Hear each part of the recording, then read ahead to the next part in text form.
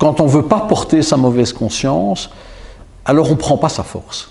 Et pareil, c'est un petit peu comme les antidépresseurs. Et quand on porte sa mauvaise conscience, c'est pour ça que je l'invite à respirer de façon aussi ordinaire que possible. Quand on porte sa mauvaise conscience, eh bien, on peut aller au-delà de sa conscience ordinaire, c'est-à-dire de sa conscience familiale. Je ne dis pas que ce n'est pas une promesse, mais on peut. Alors, il y a un mouvement qui est possible. On peut aller au-delà de sa conscience familiale, de sa conscience ordinaire, qui n'est pas notre propre conscience, qui est une conscience d'emprunt, qui est une valeur ajoutée. Ça ne permet pas d'avoir l'esprit clair. C'est encombré. Donc, il faut porter ce sentiment, cette mauvaise conscience,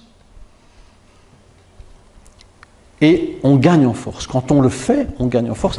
Et ça, c'est un pas neuf. C'est ça un pas neuf.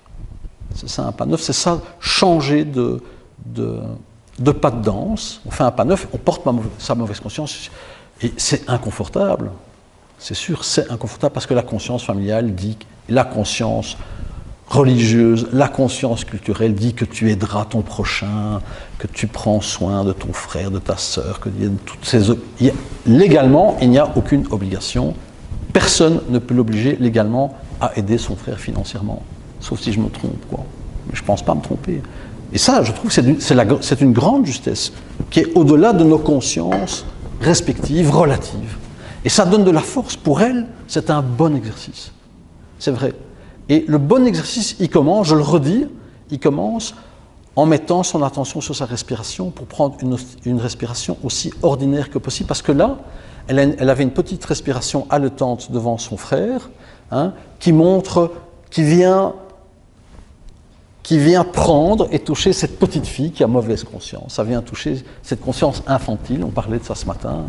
Hein, c'est ça, ça vient toucher cette conscience infantile, c'est-à-dire du petit enfant, du bon enfant, qui a bonne conscience quand il pose des actes qui sont valorisés par la famille, par la conscience d'origine, qui a mauvaise conscience quand il ne le fait pas. Et si je reprends la respiration et que j'essaie d'avoir une respiration ordinaire, même si je ne pars que de la respiration, quelque chose bouge intérieurement. Et ça, c'est intéressant. La respiration, c'est extraordinaire.